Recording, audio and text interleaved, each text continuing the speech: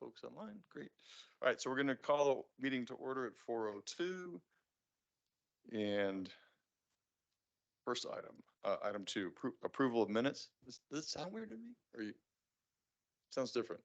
No? You're loud. Yeah. Yeah, it's very echoey. Okay, so we'll do approval of minutes, item 2. Anybody have any amendments or changes to the minutes? Is it published? No, seeing none. Can I get a motion to approve the minutes? Motion to approve is written. Thanks, Don. Second? I'll second. Thanks, John. All in favor, say aye. Aye. Aye. Any opposed? No. Okay. Thank you. Approved unanimously. This is section 3, public participation.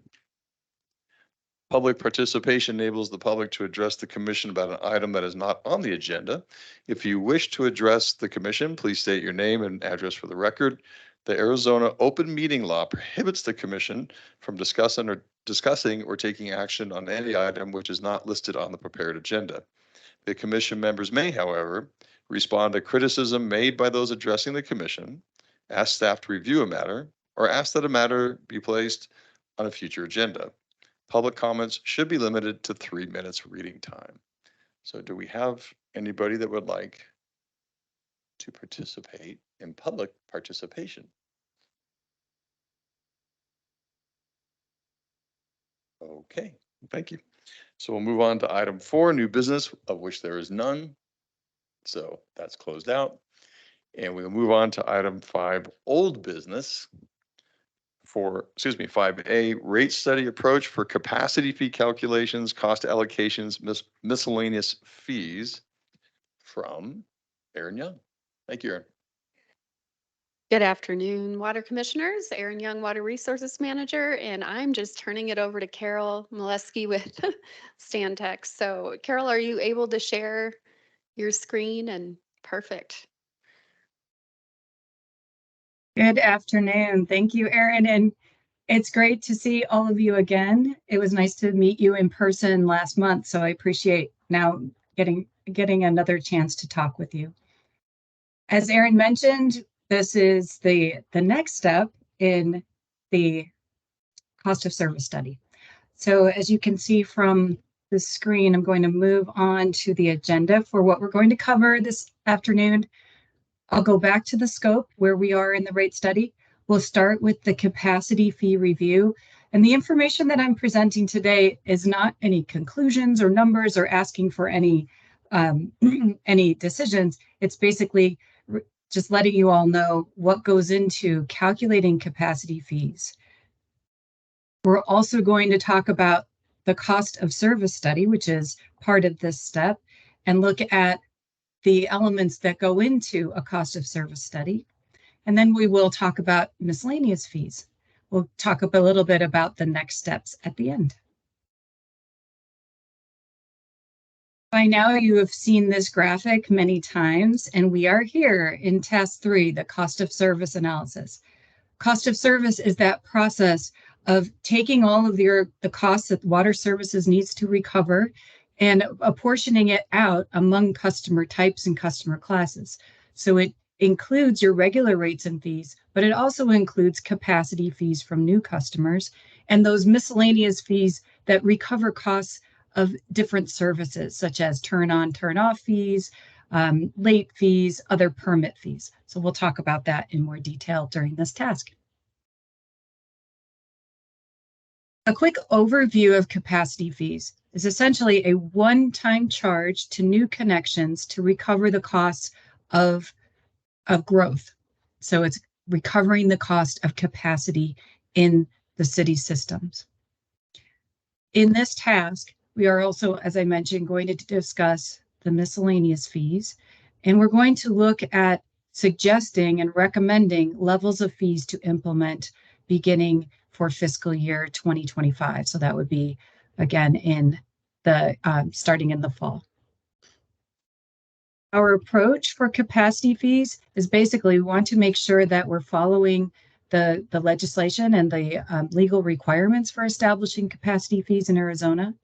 We calculate the fees, then we look at the additional fees for service. What you'll get out of this part of the study are updated fees. You'll get some explanation for what some of these fees are actually for and any sort of clarifications on which fees we are not going to be covering. Starting with the legal guidance for capacity fees, we look to the Arizona revised statutes, and there's several sections that cover these types of fees.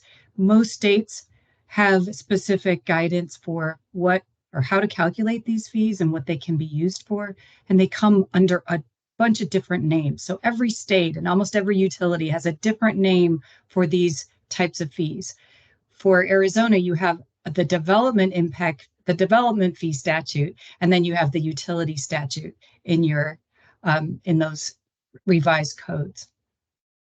Development impact fees, by definition, may only be charged within the municipal boundaries for growth-related costs. But on the other hand, capacity fees are fees that can be recovered from new customers to pay for the costs of growth, both within the city's limits and as well as external to the city. So if the city serves beyond its limits, the appropriate terminology and approach is the capacity fee. Whether you call this a capacity fee or something else, it is, as I mentioned, a one-time charge to new connections. And this is strictly for the growth portions of the system. You probably hear the phrase, growth pays for the costs of growth. So in order to make sure that growth, actually the new customers, are not being subsidized by existing customers, we go through a calculation process that is actually mathematically very simple. This is a very simple graphic that shows you what goes into calculating a capacity fee. It is the cost of the system, the value of the system, divided by the system capacity to get the fee. What's difficult about this calculation is that every step of the way you have decisions to make, whether you include certain costs in the value of the system, whether you include certain capacities. We look to engineering analyses of assumptions on what capacities we need to include. So this whole process, it requires a lot of the city's water services team. We've already been working with them, and they've given us a lot of their time and feedback on the elements of the study. Within the industry, there's 3 common approaches for capacity fees. And if you are a manual reader, the American Water Works Association Manual M1 for rates, fees, and charges includes these 3 items. And on the wastewater side, the Water Environment Federation Manual of Practice number 27 gives us these same options. There are 3 methodologies. One's called the buy-in method. There is the incremental method, and there's a combined method, which, as you can probably guess, it's a combination of the 2 methods above. Often we find a selection of the appropriate methodology based on the amount of capacity that is either available in the existing system or planned for the future system. So typically, if your existing system capacity, so that's all the infrastructure you have in place already today, if it has available capacity and you don't have plans to expand that capacity in your future capital improvement program or CIP, then you would likely select the buy-in method. The incremental method is the opposite. It's typically where you have limited or no capacity in the infrastructure in place today, but you know you're expecting growth and you have plans to include growth-related capacity and expansions into your capital improvement program. So that approach would be the selected approach, the incremental method. The method is very common in a lot of the utilities I work with because typically you have capacity in your existing system and you know that you need to expand your system for future customers. So we do a weighted average of those 2 approaches. And this is an approach that gives you a moderate level of fee that's typically in between those other 2 because we're using a weighted average approach. I've got an orange box around the incremental method because it represents the city's current approach for capacity fees based on the last study that was done in 2016. the current approach, with the exception of the wastewater treatment component, just looks at the capacity provided by the forward-looking CIP, and looks at the growth-related costs only. So that's how your existing fees were created. You don't have this in your packet, but you've probably seen this before, but I wanted to show you what your current capacity fees are today. So this chart has a lot of information on it, but it can be condensed down to what we'll focus on today, which is the water capacity fee and the sewer capacity fee. These fees are based on water meter size. So we look at the capacity available for a 3/4 inch water meter, and we calculate that capacity in terms of dollars per equivalent meter. The other size meters are strictly a function of that 3/4 inch meter, or that base meter size. That 3/4 inch meter typically represents a single family residential equivalent and a typical water meter size.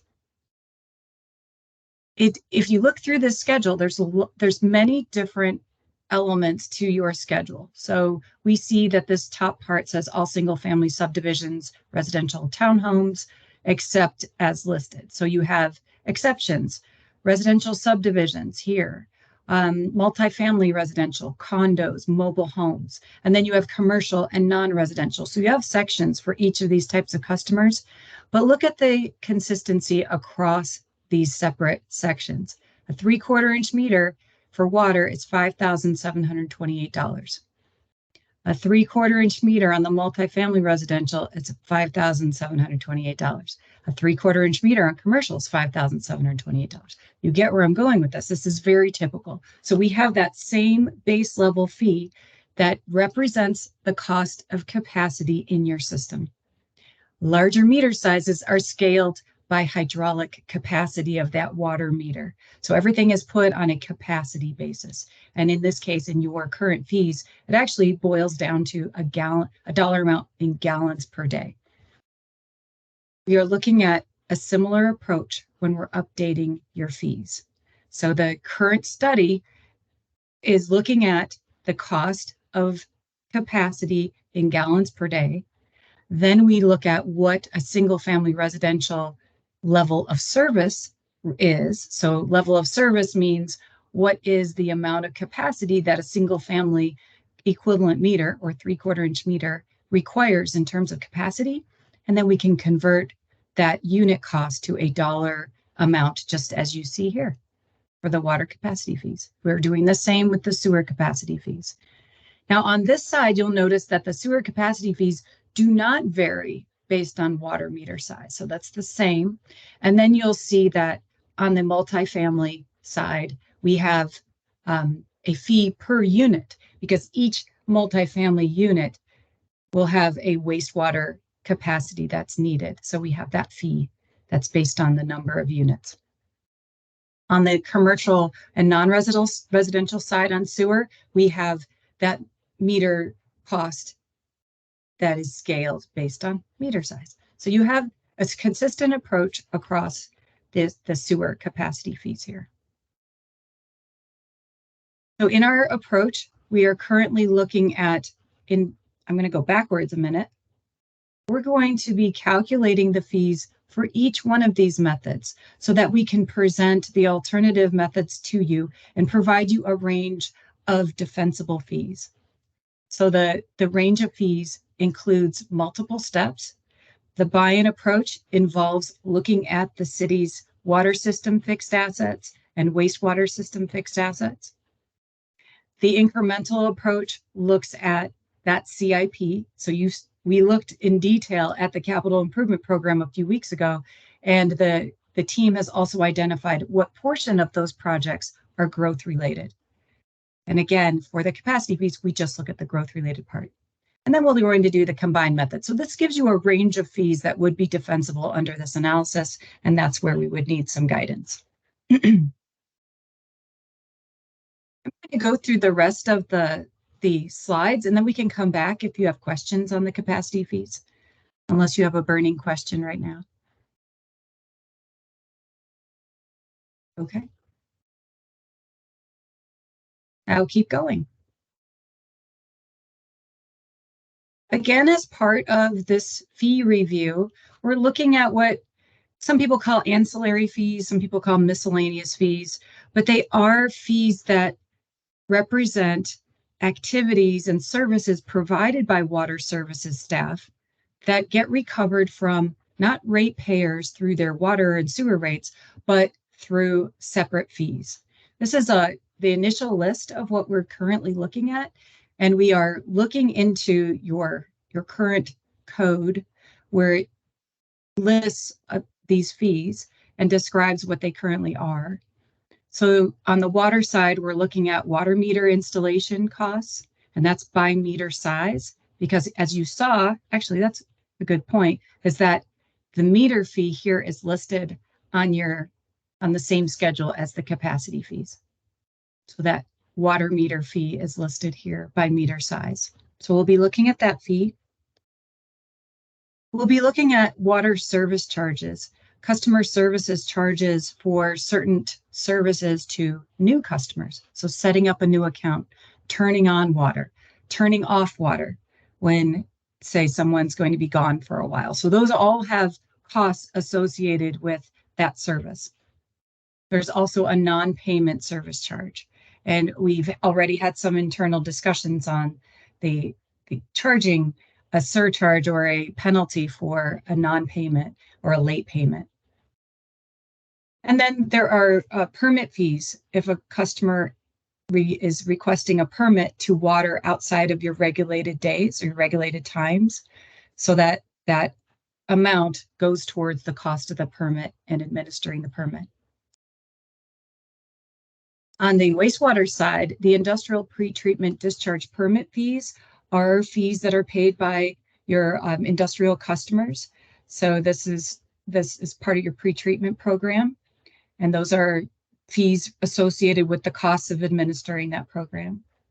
Then you have scavenger waste, which includes septic haulers, so hauled waste, and restaurant grease and mud sump, or the discharge of solid waste. So these all have costs associated with them, which we will build up for the update and recommended new fees based on what goes into providing this service.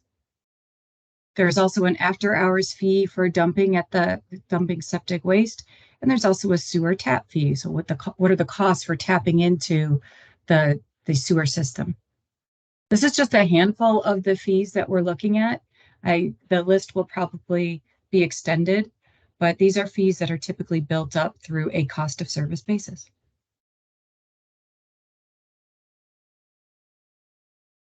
I'm going to switch gears now to the user charge part of the study. The cost of service analysis, when you're talking about a rate study, typically focuses on cost allocation. That's what determines the kind of study you're doing, just whether it's I'm having trouble with my words, whether it's just a revenue requirement study or an actual cost of service-based rate study. In this cost of service-based rate study, the cost allocation step takes the annual revenue requirements that the water services folks need to recover through their system rates and fees. And we allocate or assign those costs to different buckets in the system. This process helps us identify how much of the annual costs are driven by what functions of your water system, of your wastewater system, of your reclaim system. The purpose of doing this part of the study is to be able to calculate how much revenue needs to come from your residential customers, how much revenue should come from your commercial customers, and et cetera. That helps with rate design, and how the cost allocation process walks through those steps really helps us in that last step that everyone wants to know about is, what's the rate design going to look like? So we first have to allocate the costs, then we can actually get to the rate design piece. It's a very important piece of a cost of service study. The first step in the analysis is actually to analyze customer class characteristics. And our team is looking at historical billing data where we look at monthly billings, we look at number of accounts by customer class, we look at peaking characteristics, or in the summer, in the irrigation periods, how much more water does a customer use in the summer versus winter. So we're collecting all of those characteristics because that forms the basis for how much cost of service the customer class will pick up or be assigned. We're focusing right now on allocating the system costs to system functions. I'm going to go over that in a little more detail. And then we have these functional cost allocations to components of the system. And that's really where we can say, all right, that's how much cost needs to be distributed across the customer classes. You'll hear this multiple times in the next couple weeks, so we'll go over this in more detail. Our point and our goal is to equitably and in a defensible manner come up with how much revenue needs to come from your customer classes. Few example slides that go through the cost allocation process. And I know that you've probably looked through your packet already, and I should have labeled some of these as examples because what you'll see in the next few slides are examples. This is not the results of the study. It's just to give you an idea of how we frame the cost allocation process. First of all, the cost allocation factors are developed through a functionalization process. We call the process of assigning costs to different parts of the water system and different parts of the sewer system functionalization. Some of these costs we can directly allocate to functions of the system. It's pretty straightforward. Some are not so straightforward. And this is where for all of these allocations, we're working through this with city staff. This chart shows example functions for a water system that are pretty typical in the industry. The orange boxes represent the main cost functions or cost buckets. So we start on the water side with supply, or water resources in your case. So it's called water resources, the source of supply of your water. Next, you have treatment. So treatment is water production in the city's water system. Then you have distribution. Distribution is then that distribution of treated water out to the system to individual customers. This part or this function encompasses many other components of the water system, like storage and pumping and transmission lines. And then finally, we end up with more administrative-oriented costs. Some administrative-oriented costs can be recovered on the basis of a customer. So one customer is one account, and costs will be allocated. Some administrative costs will be allocated on the basis of a customer. The other component could be a meter-related cost. Your current rate structure has a base charge for water that varies based on meter size. So that varying meter size charge is related to the costs that are associated with meters and services. So those are another set of costs that we allocate to this administrative or customer bucket. Can I ask a quick question? And I may Absolutely. have missed this, and I apologize if I'm being remedial.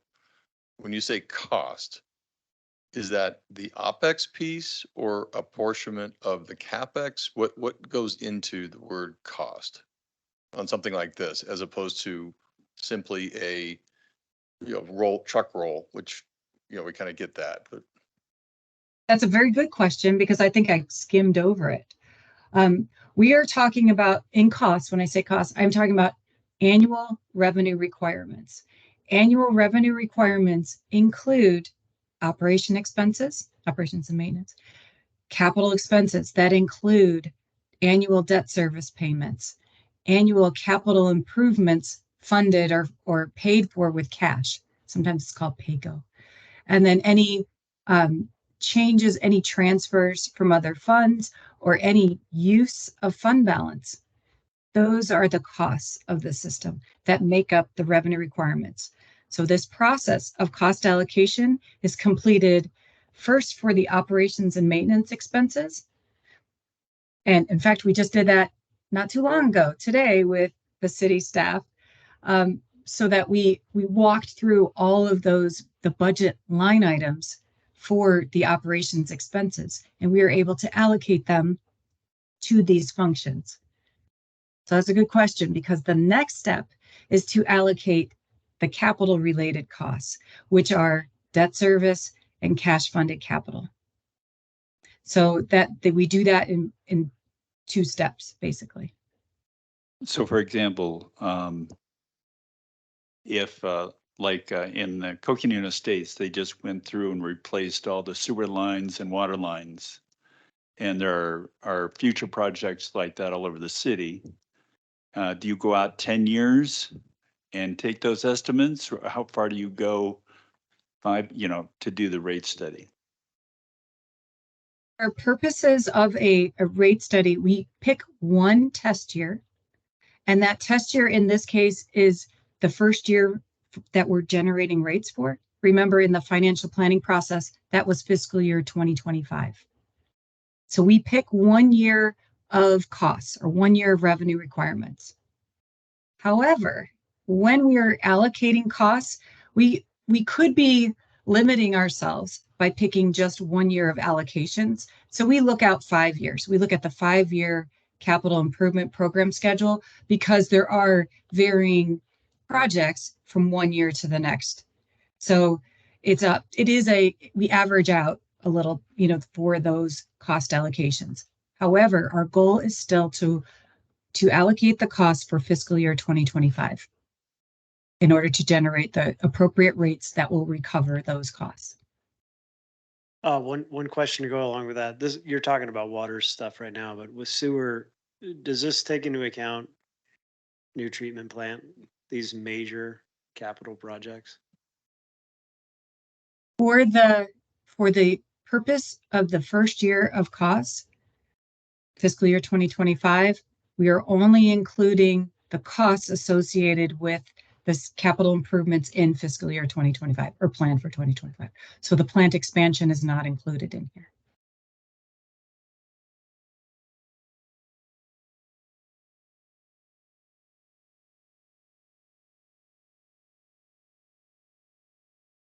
Any other questions on that?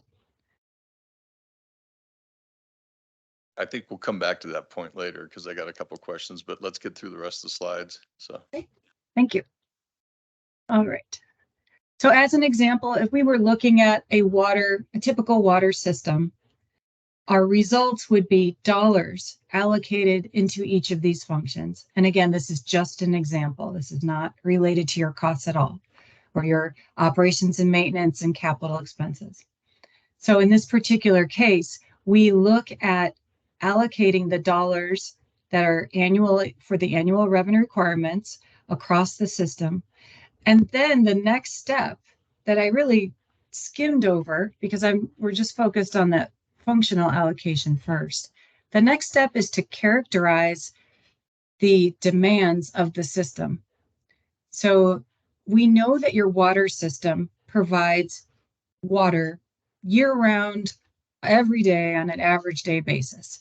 So we call those average day demand costs. And we can determine what component of these dollars, based on some discussions with staff and typical industry guidance, we can determine what component of these dollars are for average day costs.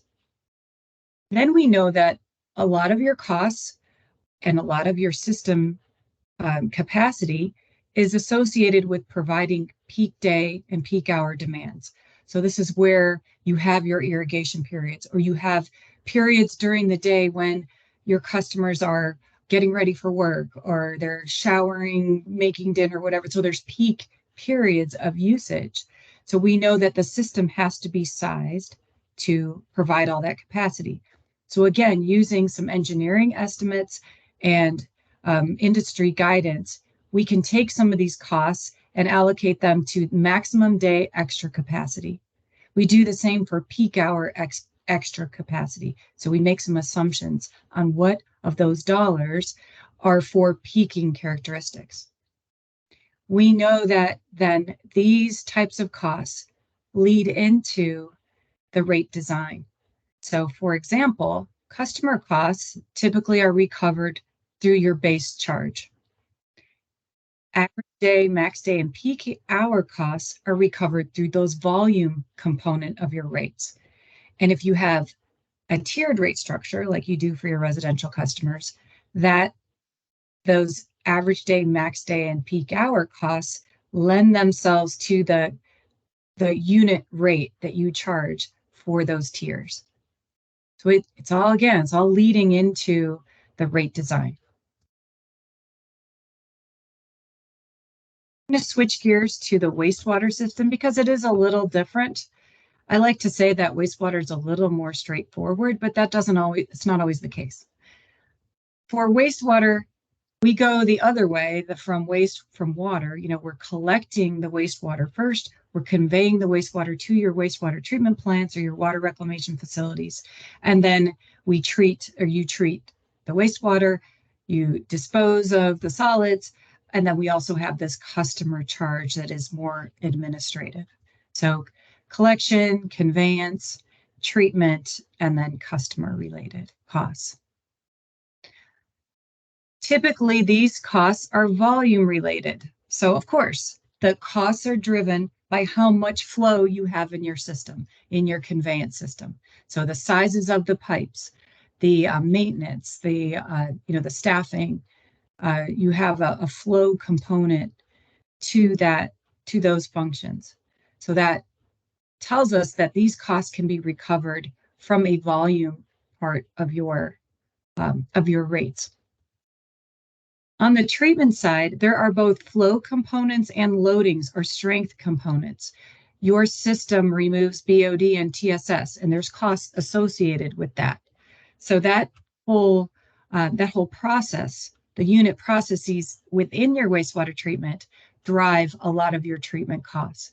So we have both a volume and a strength component to your costs. We also know that you have your current rates for non-residential customers reflect different loadings or strengths from different customer types. That's really important. And it's important for moving forward, for evaluating your rate structure. And then at the end of the line, you do have some administrative costs. And unlike the water system, the wastewater rates do not have a base charge or a fixed charge component. And that's something that we can look at. So right now, all of your costs are collected from a volume rate. As we go through the cost allocations for the wastewater side, it's important to look at that treatment component and evaluate what strength components are driving the costs. And can we identify and allocate costs to those different strength components? The other information that I'm showing here just basically talks about a typical approach for establishing the allocations of costs across customers for wastewater. Looks at defining residential or domestic strength waste and how much that costs the city to treat. Then you have customers who discharge differently than domestic strength waste, and we can evaluate what the impact of those costs are on the allocations to customers. We rely on measured loadings or measured strength for these strength components at the treatment plants, and also industry standards for typical domestic and other types of waste, typical strengths. So we're going to be looking into that for your study. We have some other considerations for wastewater allocations, and it has everything to do with treatment. So in the treatment component of your wastewater system, do you have some components that are different, that should be allocated differently, such as electricity and chemicals and labor, et cetera. But also, are the cost shares with your reclaim system appropriately established. And that's something we'll look at as well. We could look at, well, as part of the miscellaneous fee section, we're going to be looking at some of the industrial pretreatment costs. So that's another section we'll look at. And then for some other factors that I've just listed here on the slide have to do with your existing surcharges. So the city does charge for extra strength waste.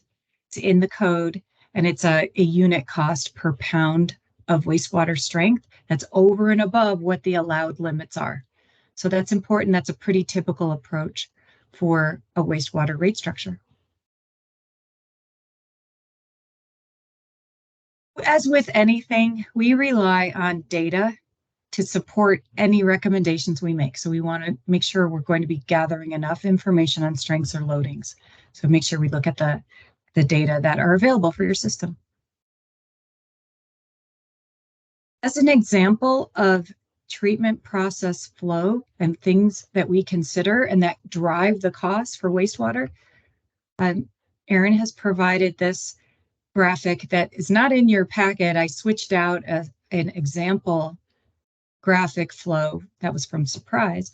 So this is actually your treatment process flow for Wildcat Hill, the Wildcat Hill facility.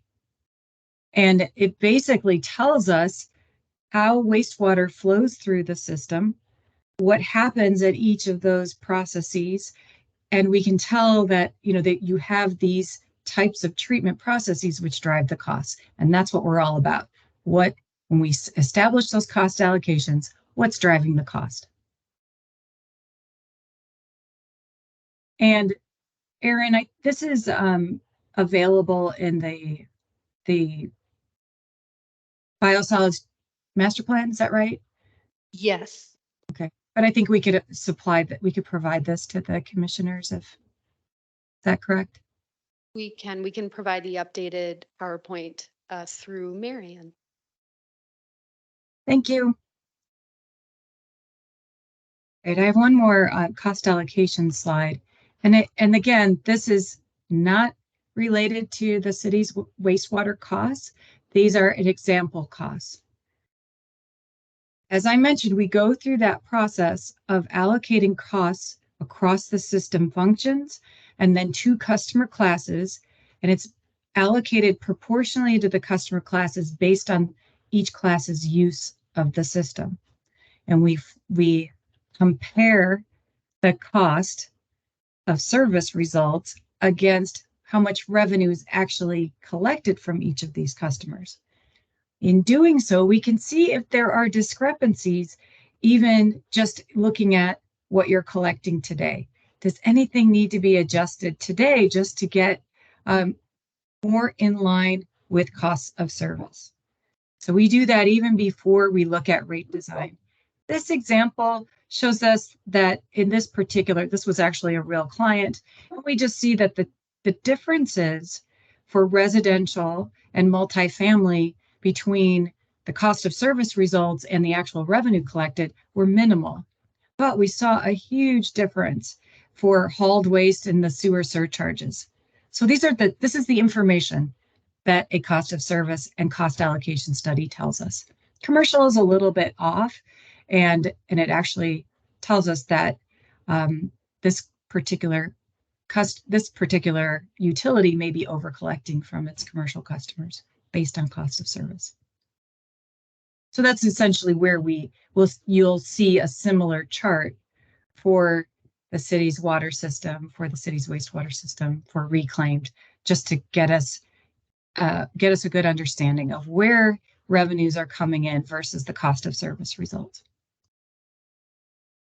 All right, so we have any questions on those three different concepts, but all combined for the cost of service?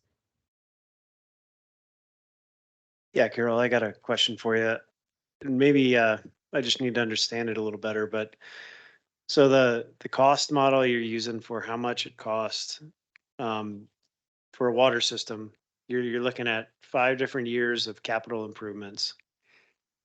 But I'm curious, is that our aging infrastructure funding is kind of underfunded at the moment, right? If I'm getting this right. And so looking at how much we have spent isn't a good model for how much we should be spending. So are we inherently, underestimating what that cost is? So I hope that that is, makes sense. that I think it made sense. I remember when we met a month ago, right? And we looked at the different levels of the CIP. The consensus among, the water commissioners and council was to move forward with the full needs. So the full CIP. So now when we're looking at that forward-looking 5-year CIP, we're including the master plan informed costs for your aging infrastructure and any unfunded amounts. So we're actually pulling in what, you're not going to recover all in 1 year, but in 2025, that level of spend that's projected in that full CIP is what we're evaluating. So, and remember, some of that That's good, spend, thanks. okay. And some of that spend is going to be funded through hopefully some grants.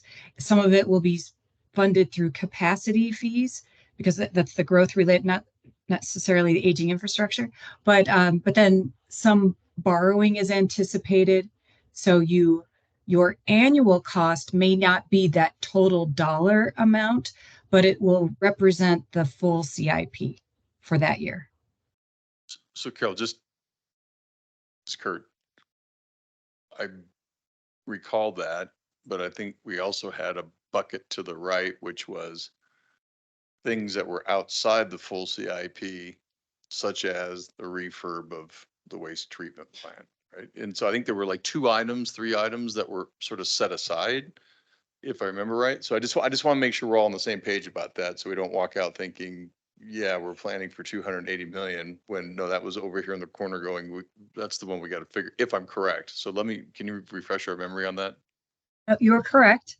And again, the cost of service looks at 1 year at a time, but it does reflect the full CIP with the exception of those items that were excluded. So those large capital projects.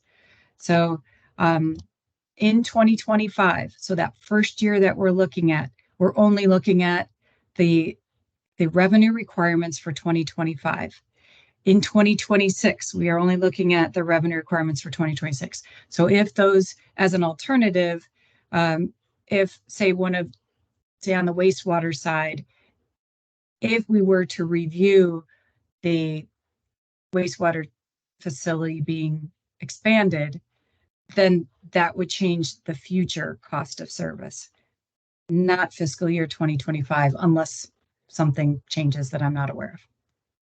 I don't know if that was confusing. Did that help an answer?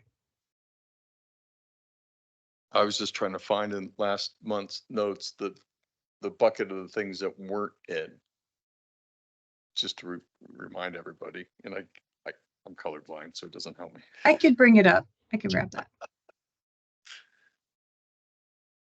Oh, I should ask you about our slides if they are visible. We usually run them through a test. They look good, Carol. Okay, thank you. Carol, on the wastewater treatment plant question, how much of that would be funded through capacity fees or collected ahead of time? And we also talked about addressing like a wastewater treatment plant with a funding strategy outside of rates. Am I touching on anything that's relevant to the question from the commissioners to address the question? I guess not. Erin, for purposes of this discussion, we have not, in the capacity fee study, we have not yet calculated what that capacity fee would be if you brought in the expanded wastewater treatment plant. Now, that's still a point where it's a scenario, an alternative scenario. So if you were to if you were to start that treatment plant expansion, so you'd start with the design, the cost of that could be shared with capacity fees or from revenue from capacity fees. And then the remaining amount would appear in the cost of service.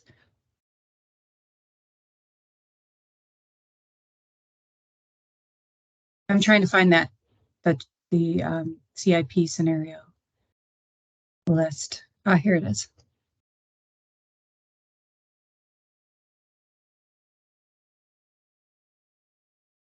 I believe this is the matrix that you were talking about with the projects that were set aside and not included. Correct. What are they? It's hard to read from here. Could you zoom in a little bit, Yeah, Carol? absolutely. Thank you. So for wastewater, it's the Wildcat expansion, design, and construction.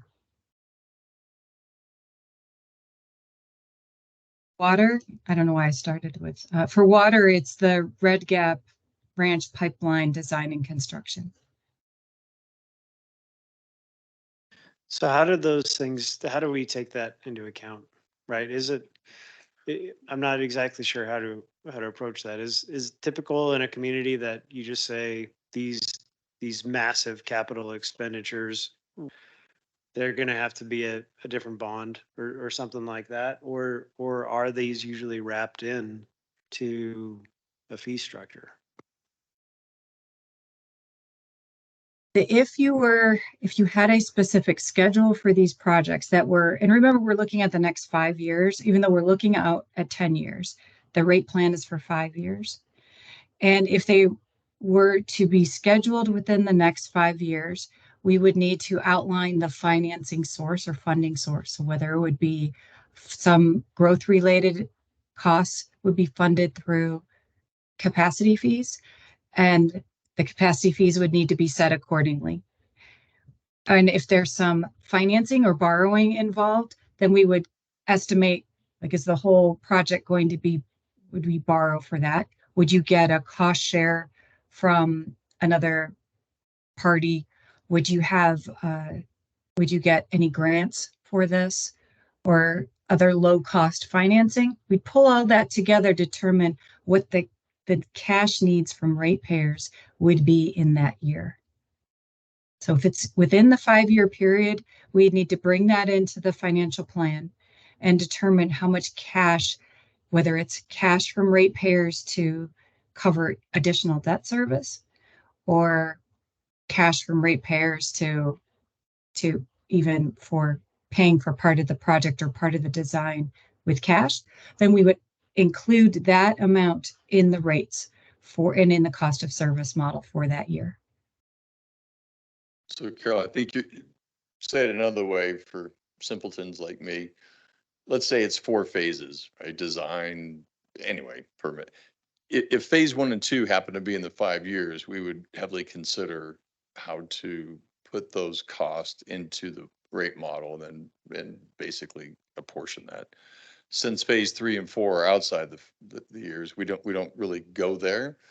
I think for myself and probably other commissioners, we want to be crystal clear of what's in and out so that we aren't delivering surprises to people in this city and at the city council in terms of, well, wait, no one told us there was essentially $500 million of water development and waste treatment cost, and everybody gets a huge shock. So I think as we go through this, we need to, I mean, my recommendation as we go through, we do the rate study, we get this positioned, but at every chance we talk about, and here's the 2, 3, 4 big ones that are not in here that we are going to have to tackle together, right, as a community.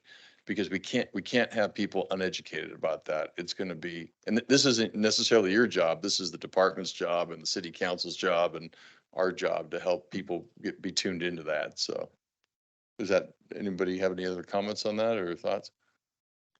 I guess my observation, it's quite an echo, isn't it? My observation is that we're punting this to the next rate study. How often do we do rate studies? Every 4, 5 years, 3 years. We're punting this is what I've taken away from it. To be fair, I know that Director Jones and the team are doing the facility study now of what is the facility master plan, which will drive what is the output that we expect from that facility. I'm speaking of sewage. So you design based on what you're trying to put out and what is that goal, and then we design from there and come up with the cost. So that's not known yet. I mean, you can confirm or tell me, no, we actually know now, but I don't think we know it to even, we know it's a big bread box, but we don't know how big is the bread box. So, for example, the new, Thank you, Mr. Chair. If I could just add, I think there's a couple other dynamics. I think it's a great conversation from the commission, but really hoping to understand how the rate structure is built. But sometimes you also have to look forward about what's the groundwork that we're laying and what can we expect moving forward in the future. One of those key takeaways that Stantec is doing for us is building the financial model for the utility. So we're looking at it like they're having the model to make the decisions on the rates, but when they walk away, what we have is a financial model that every year, when 1 year of operating costs and CIP falls off, another one gets added in, and we get to do that check again. But you are right. So then the intent is every 3 years doing that rate study, but every year you're looking at that your financial status on how that changes. When you look at the CIP, because we did have this conversation about why those two projects weren't included. One, because they are two larger projects that they would break. I would say what I would say is they're breaking the rate model. You put that in, and you're looking at 1,000% increase in rates. You have to handle it a little bit different than some of the other projects in the CIP, which are more normalized.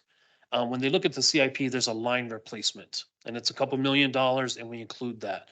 When that project's done, it's going to move off the CIP, but another water line replacement project is going to move on, and it'll be a couple $1,000,000. And that fluctuates, kind of plus or minus, but a $300 million project doesn't get completed and you necessarily add another $300 million project. The other emphasis is the rate model looks at other funding strategies. So it does look at our debt capacity, it looks at grants, like there's assumptions that are built in. But those are normalized, right? That we make assumptions that we're going to receive $4 million in grants or $2 million in loans, manageable numbers. What the rate model doesn't assume is that every year you're going to get $300 million in grant or partner funding. For these two projects, while they are included in the model, they don't impact the numbers because those two not only fall within the 5 years, but they're going to take more work on the strategy of how that capital gets funded and when it occurs, because they also don't get built in 1 year, right? It is multiple years that those occur. Right, a water resource project, right, could take 20 or 30 years to come to affirmation, right? Through that process, there are expenses that occur that are currently in the rate model. Those are in our CIP, and we're expecting those. It's not the larger numbers. The larger numbers that we will handle those separately, and that's when we call those specifically. Typically outside of just a loan, right? It's getting to the federal level. It's getting to those other partners, like the more creative funding strategies of how you close that big a gap. So it's definitely on our radar, and we're working through that. The rate model, though, is only looking at the 5 years. We're not expecting to spend $300 million on a new wastewater treatment plant in 5 years. We know we're going to be working through a process. Having the financial model allow us to bring those expenditures that we're doing into the picture, and that'll put us in a position, not punting, right, but to have more information as we make that decision on what does year 6 look like, what does year 8 look like. So it is all built in. It is part of the conversations. I'm glad that the commission is attuned to that, and so I do appreciate the conversations. But not losing sight of the fact that we didn't take it out of the model, right? We're just doing that through a methodical, controlled process, right? That we can control those outputs. Again, if you just turned it on in the model, every year I'd be raising your water bill 1,000%, even after the thing was built. So then we're having to unwind that. So we're looking for those reoccurring costs. I also wanted to mention, because I thought also where you were going when you talked about we're not doing everything that we're supposed to do today. How is that being addressed? And I think maybe we skipped past that. And I thought that was a great point. I also want you to keep in mind that Stantec has done the work, that it's not the base budget that they entered, but they looked at those one-time funds, right, that we were having to use for reoccurring costs. So that's already been added into the rate model so that we can stop using our cash to fund things that should be supported by the rates. So I thought that was a great point that I think that you made that maybe we skipped over. And I wanted to highlight Stantec's approach on how they incorporated that in and that that's built into our current system. And I'll stop there, but thank you, Mr. Chair. John. I think my question's been answered to a great extent, but, so big projects like the new wastewater treatment plant, we'll be looking at that. And if we get money, take a loan out, long-term loan, that would mean those capacity fees, because that's essentially a plant. Is that for increasing the capacity of the system? Is it to replace it? So how do you look at that? Do you see what I'm saying? It's kind of split.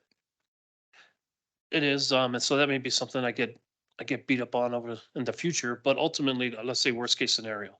We move forward with the rate increases based on the information we have today. We are anticipating that we get some other funding to help cushion the cost of that. But let's say that doesn't happen. And in the next 5 years, not only am I going to build a wastewater treatment plant, but I'm going to spend the whole $300 million in that 5 years. That's a big stretch. But if that was the case, financially, Water Services, me, would have to come back before the commission and say, the plan changed. And now, although we were projecting an X amount of percent for the next 3 years, that is now a new percent because the plan changed. Right now, the plan is that we would really try to subsidize that funding. And so we're curbing that impact of the rates with the optimist that we will be able to get that done. So the plan is to get the project done. How we fund it will not all fall onto the rates. A portion of it is, and we feel confident that some of that is built into there. I guess depending upon the source and the funding and grants and other things we might get, that plant would be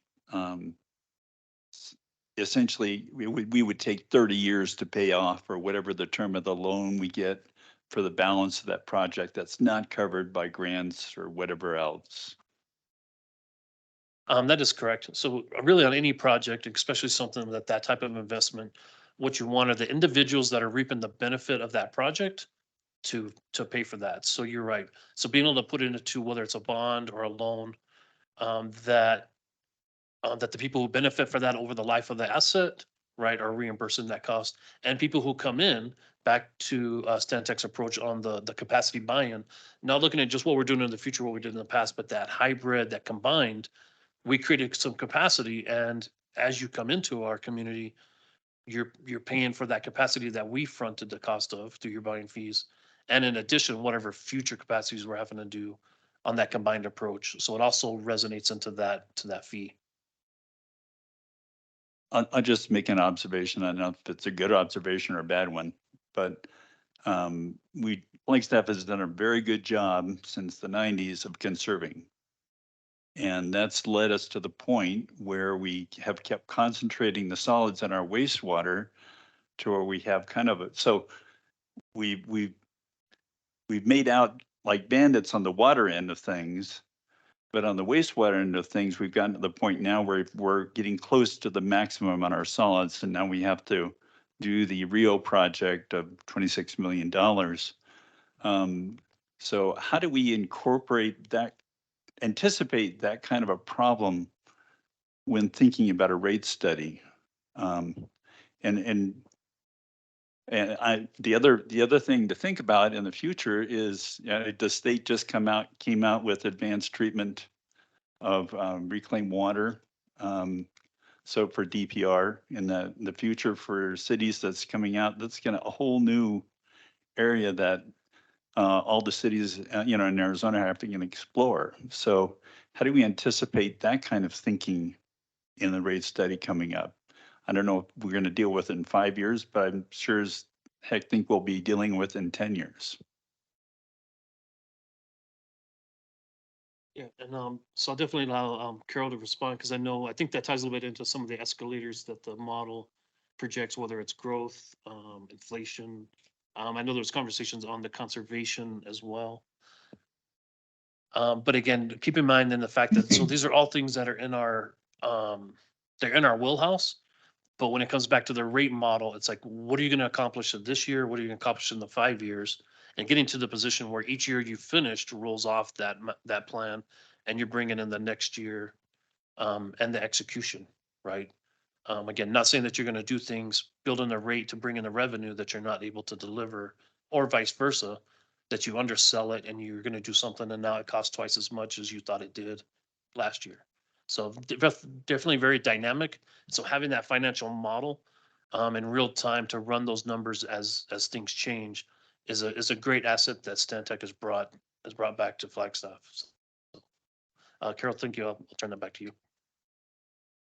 Thank you, Shannon. And just to remind everyone too, that the work that we had done up to this point and the financial model that Shannon mentioned is that long-term 10-year look at what's the expected, what are the expected operations costs with escalators? What are the expected CIP or capital improvement projects? What's the anticipated borrowing and how are those changes? So that every year we're projecting a total amount of dollars that needs to be recovered from your user rates.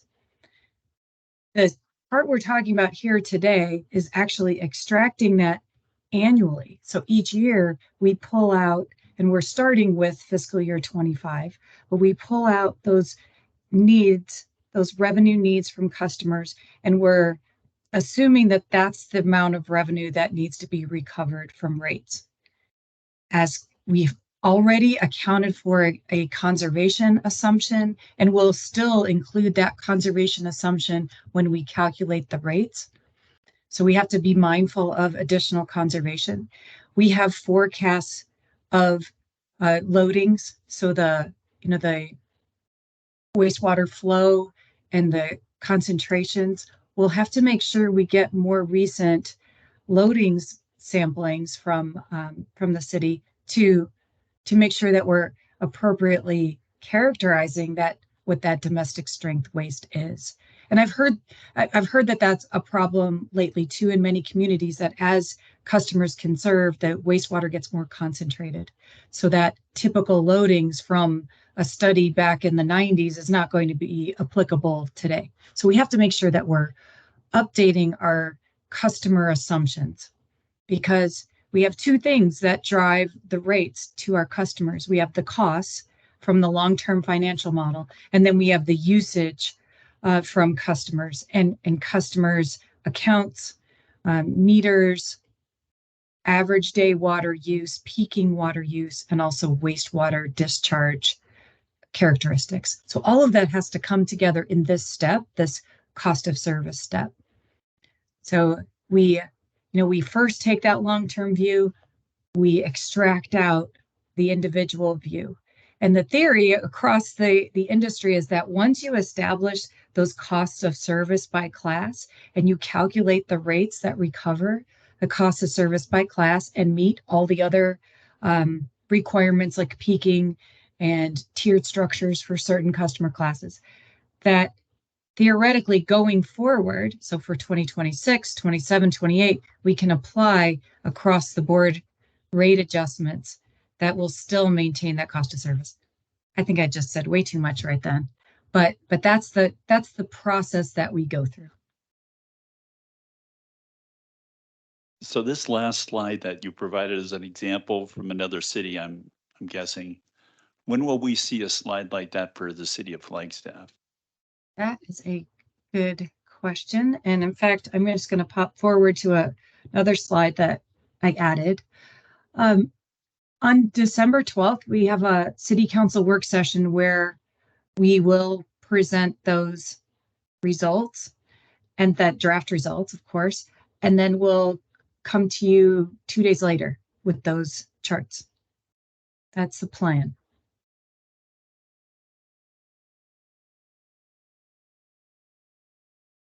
So mid-December, let's say. Marion, what day is our December meeting on? 14th. Okay. Yeah, it's just, yeah. Any other, Carol, any more questions for Carol? Yeah, this is Don. I'm not sure I missed something along the way, but I'm um, not sure I totally understand the strength categories related to wastewater system cost to function. It seems they're mostly focused on uh, treatment processes within the plant, biological oxygen demand, chemical oxygen demand, and removal of what most people would consider suspended material, fats, oils, and grease, and other suspended solids. I'm wondering, or, it seems kind of odd to me that dissolved the dissolved load of the wastewater stream is not considered a strength category. And because one of the functions of a treatment plant is to meet the requirements of any discharge permits that a city or a community might have. And there are maximum state and federal maximum contaminant levels associated with that. So, and, depending on how those MCLs change with time, the cost of treatment would potentially increase. So am I totally misunderstanding here or not? Mr. Chair, so we may have lost Stantec for a minute or for the meeting. No, I think it is included into the costs, maybe not necessarily on the loadings. So we can definitely follow back up on that, but you're absolutely right? The cycle of the permitting of the treatment plant will fall right in line with the master planning and the permit cycles and what the future looks like, but also still be included as we look forward. So again, within the current discharge permit for wastewater is permitted through 2025, right? So at least the first 2 years, right, 1 or 2 years of the study is looking at the current permit. When the next permit goes into effect, we'll take that into consideration. Say, how do we move back? If we have moved from out of compliance, how do we move back in, and what does that look like? I think specifically things that come to mind when you talk about the dissolved solids, typically around things like nutrients, right? Nitrogen would be a good one, which currently is in our permit and is a part of our removal. Um, so I do see that Carol's back. I don't know if she missed that question, but My Um, apologies. I did miss that question. oh, this is Don. I was just asking uh, about the strength categories associated with wastewater system costs and the fact that based on the slide that you presented, it all seemed to be associated with, uh, treatment processes within the treatment plant, BOD, COD, and removing solids. But there's another component to the wastewater stream, and that's dissolved chemistry. And if a city community has a discharge permit for their wastewater, they have a requirement to meet state, federal MCLs for dissolved solids and specific chemicals. DPR notwithstanding, there's also some issues related to uh, contaminants or elements of emerging concern, and I'm wondering, why would that not be considered a strength category? That is a great question. And I know that, say, emerging contaminants is a relatively, like in the industry, relatively new component. But typically we look at the current cost drivers of what's the chemical needs and the discharge limits, the permit limits that you're talking about. And these are common suspended solids, BOD or COD, et cetera. These are commonly applied strength components. If there are some other components or strengths or contaminants that are driving the costs of the system of the treatment, then we should consider them. We have not, we've talked a little bit internally about BOD and TSS, and those are the currently surcharged limits. So for for the discharges to the city system. I'm not talking about effluent. So with that, I can have conversations about these other like dissolved solids. I haven't ever seen that, but there are some, say, there's some other like metals that we don't typically handle in the rate study in this phase, that those are usually some penalties that they kind of look more along the miscellaneous fee side. I don't know if that answers your question, but I'll talk with, we'll work with the city on these other possible constituents that should be included in the rate study. So I think what I'm hearing is that, the dissolved load or total dissolved loads or specific treatment processes within a treatment plant to reduce things like nutrients to acceptable levels for the plant to operate efficiently or for discharging the effluent are not expensive enough to fall within the realm of consideration as a strength category. Well, I've heard that ammonia can be very expensive, and I've seen that before in many utilities. Are you referring to any like either total Caldol nitrogen or ammonia? Yeah, nutrients that can mess up with the treatment process within the plant or become a nuisance or a hazard if they do get out into the environment as part of the effluent stream. Right, phosphorus I think is probably another example, and we have dealt with those in a lot of communities, but it either is a policy decision that they're setting up limits for customers and they have a surcharge established for this. I'm not saying that they're not expensive enough to address, but I think I think we could have a good conversation with the pretreatment, the industrial pretreatment staff and determine if those need to be considered. Because there's a couple things that have to happen. One, you have to be able to sample flows and and customer discharges to be able to establish what's coming into the plants, right? And then two, we have to be able to identify the costs. So we'd have to pull out the cost for nutrient treatment and removal.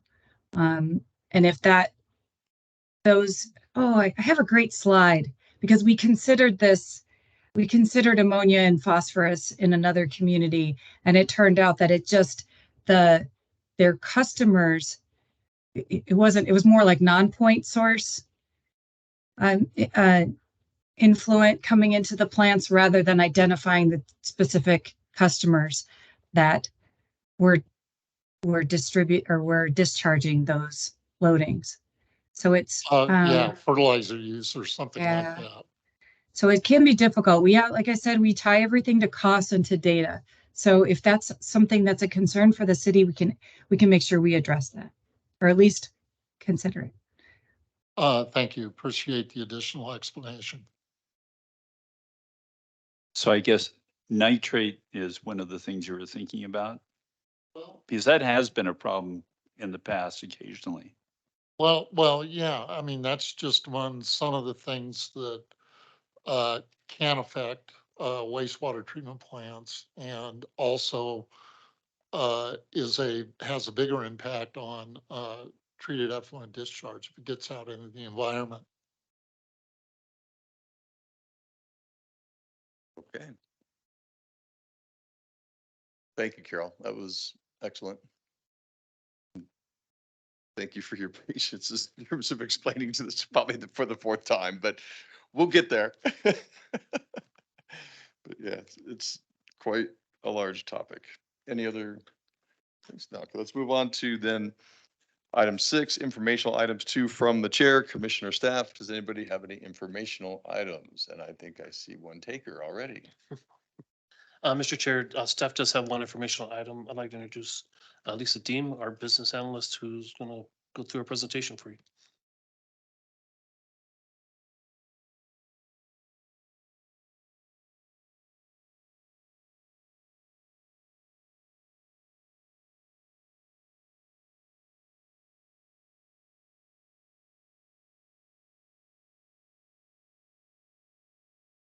We spend so much time in work and all of this important stuff. Sometimes we get to actually have fun at our work and we have good stories to share. So I just wanted to share a success, a recent success that we experienced that spanned across multiple agencies, multiple departments within the city, and multiple sections within water services. And that was the Francis Short Pond refilling. So we just wanted to have a quick, very fast little coverage on this gem in Flagstaff history. So Francis Short Pond, most people know it that have lived here for a while, call it the city pond or the duck pond. It probably started out as a water storage tank for the Santa Fe Railroad. It was a low spot, and they would use that for their steam engines. In the 20s, as a result of concurrent floods, a low dam was built to catch the Rio de Flag. This is along the Rio de Flag flood control area, and it serves as a catch basin. The sediments wash down the Rio, they fill the pond, and occasionally it does have to be dredged. I think from the history that I looked, I could see probably 5 or 6 times that it's been dredged out when it's needed to. So the pond serves more than just a flood control channel. In the 70s, Jim David, he was a high school biology teacher, he proposed that the pond be used for environmental education. And he sought grants and he petitioned later in the 80s that the White Springs cabin be moved to that site to use as an educational location for outdoor education uses. In 1975, work was underway. They had grants, and the Youth Conservation Corps did a lot of work to dredge out the pond, that area, and make it more of a recreational amenity. In 78, the Resource Center for Environmental Education was formed. It's now known as Willow Bend Environmental Center. So the Duck Pond was officially renamed Francis Short Pond in 1993 in honor of a local educator. Not only is it a great education place, it's a wellspring for anglers. It is a local fishing hole, and Game and Fish tells us it's like the second or third most fished waterway in the state of Arizona. I know, but that's what they say. It's stocked by Game and Fish, and the levels of the pond are topped off using reclaimed water. I was there yesterday, and there was a gentleman getting his tackle and his stuff, tie his his flies tied, and I asked him. I said, "Are you? Did they stock it?" He said, "That's what I heard, and I'm gonna find out." So there's people there; they're anxiously looking for this. But the pond is still a flood control channel. I mean, that's what it was intended to be, and that's what it serves at. And in the 2022 pipeline fire, it really served as a tool for flood mitigation. So much so they would release water and be able to take more water in when the floods were happening after the pipeline fire. That did require over 5,000 cubic yards of ash and debris to be removed this last summer in July. So the pond was drained. It was determined that it was part of the post-flood mitigation efforts. DEMA, the Department of Emergency Management and Military Affairs, partially funded some of this. And it was drained, dredged, and cleaned out.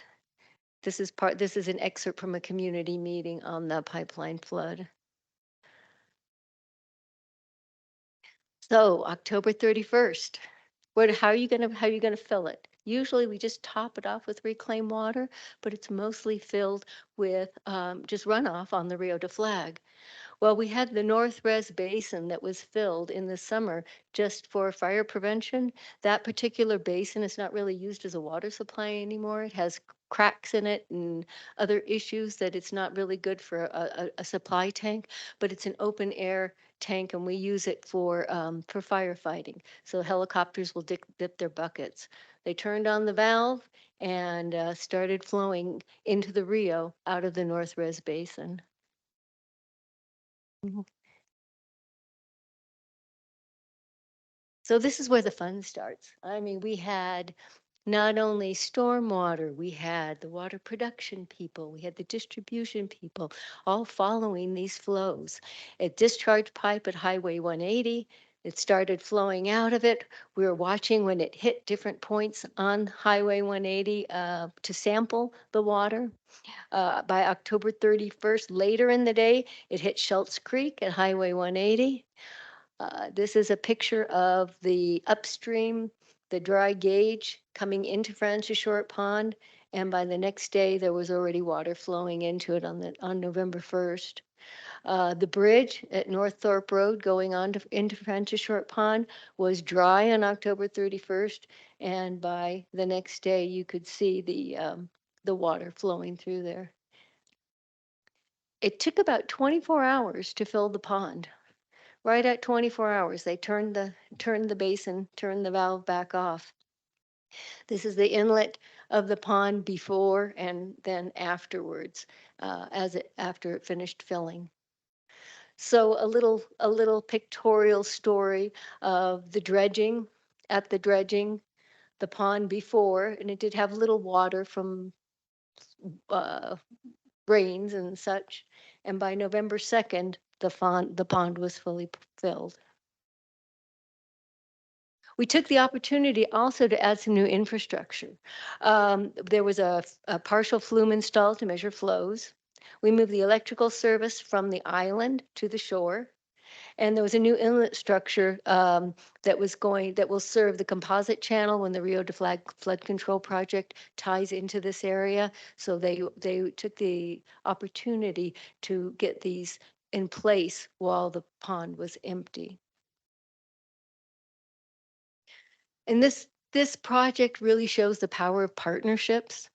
A lot of different agencies, a lot of different sections and departments within the city were involved, including the Public Works, the project management was done by Adam Neely out of Public Works. The Department of Emergency and Military Affairs, as I mentioned, helped paid for some of this. Water Services, both in water production, reg compliance, the reclaim, the distribution, everyone kind of had a hand in helping with this. Pros came in and did the final connections after we had the electrical conduit laid to start the aerators and get it going to get the water quality up for Game and Fish to come and stock, which I believe they did. So once again, Francis Short Pond is not only a haven for ducks, fishermen, but visitors that come to see it. I just thought we would share that little success with you. Thank you. It's a great story. Thank you. Hey, quick question. There was a pressure transducer and a rain gauge there. Is it still there? In the pictures? No, it was there before you did the dredging. I only asked because it was, the city was using it for stormwater, for rain gauge and for flow. And the only reason I asked, it was my son's Eagle project. I would say probably, but I don't, I'm sure they were aware of it. I think that one's still there. Yeah. My Eagle Scout project was on the other side of the pond. And Francis Short was my 7th grade geography teacher. Yes, well then you appreciate the story. So thank you.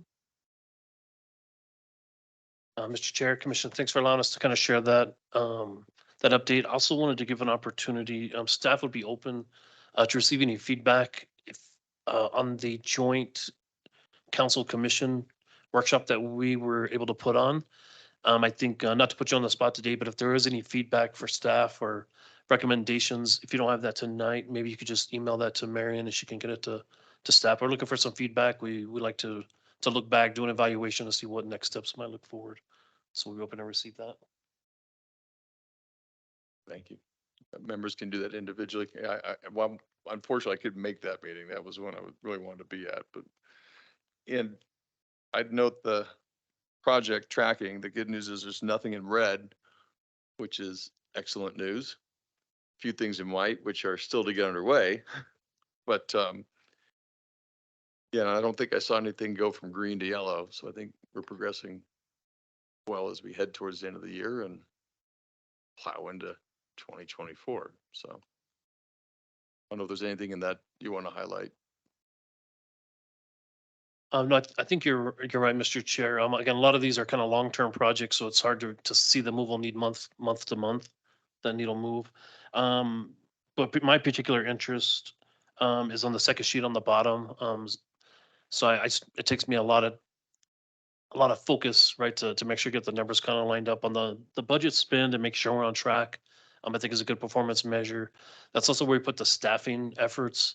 And I know that's a constant, has been a constant voice from the commission as well as staff. So we continue to work on that. With, and, so I actually kind of enjoy talking with the managers about where things are at in positions, what's being interviewed, new hires that are coming on. And I actually think I kind of, I would like to recognize staff that's doing a good job of staying diligent on kind of working those through. It's a tedious process to post a vacancy, get the interviews, get through the hiring. It's definitely probably one of our harder jobs. But they are doing a good job, and I'm actually seeing some movement there, and that's exciting to see. I think we're filling some good positions. That's great. Thank you. Thank you to this team. Any other comments from the commissioners? Yeah, two things real quick. Curious if the resolution that the Friends of the Rio brought forward that we approved made it to council. And secondly, Shannon had provided me some information on the DPR from ADQ. I guess that, what do they call themselves? The Flagstaff Water Group? Is that, yeah, that, yeah, that they provided comments on it. And I know I received on an email a whole bunch of comments and back and forth, quite a bit of text, right? So I'm wondering if that text or that what I received can be provided to the commission as an informational item. Mr. Chair, I can definitely talk with the group. The information, the dialogue that's going back, I think is very productive. Really applies to what we're doing. That's why I shared it. I think we have a meeting next week, so that dialogue's ongoing. And so great conversations. I'm more than happy. I'll talk with the group. I don't think they'd have an issue with sharing their thoughts and comments. I don't have an issue with that either. And I can definitely formulate something to bring that back to the next commission meeting on those discussions.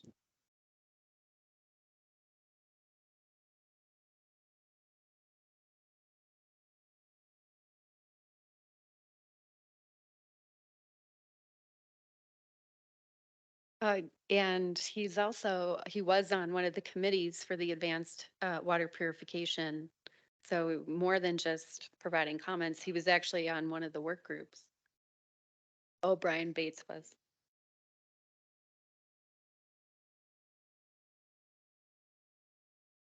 Yeah, Brian Bates was in the working group for about half the thing, and then he had to withdraw. He's in the middle of building a house.